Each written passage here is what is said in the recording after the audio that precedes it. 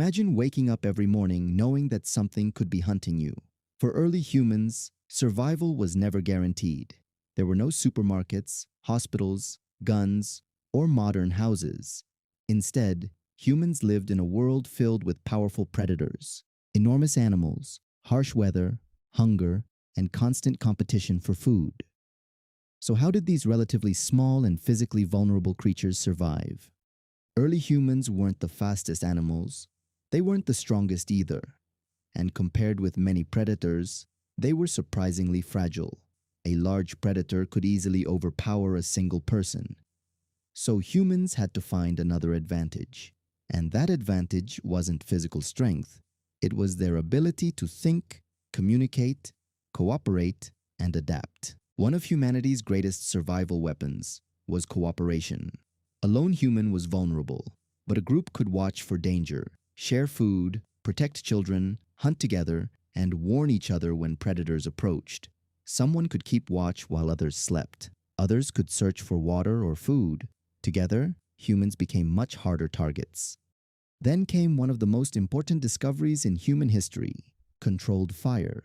Fire provided warmth during cold nights.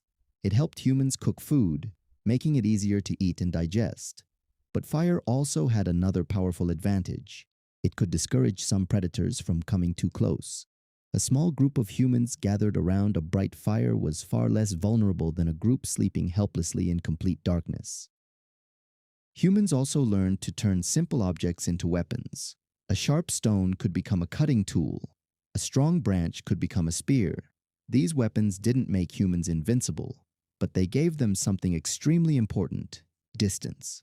Instead of fighting an animal with their bare hands, humans could attack or defend themselves from farther away.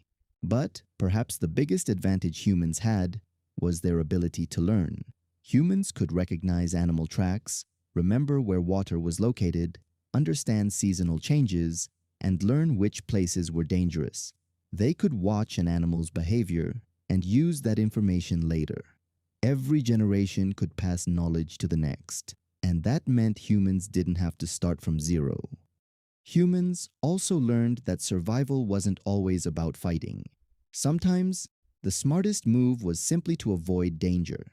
Caves, rocky shelters, trees, and elevated locations could provide protection from predators and harsh weather. Instead of challenging every dangerous animal they encountered, humans could choose when to hide, when to move, and when to fight. Predators weren't the only problem. Hunger could be just as dangerous.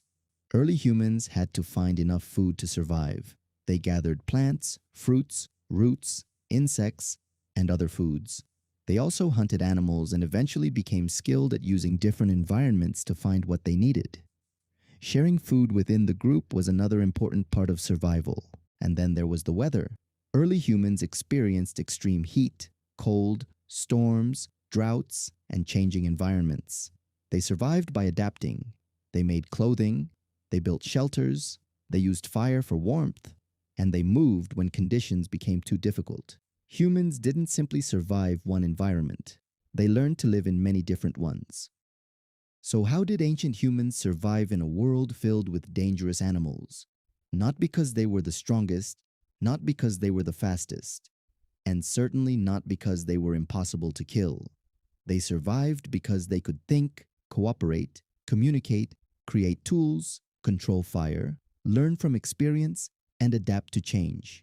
A predator might have sharper teeth, another animal might have greater strength, but humans had something different: the ability to work together and solve problems.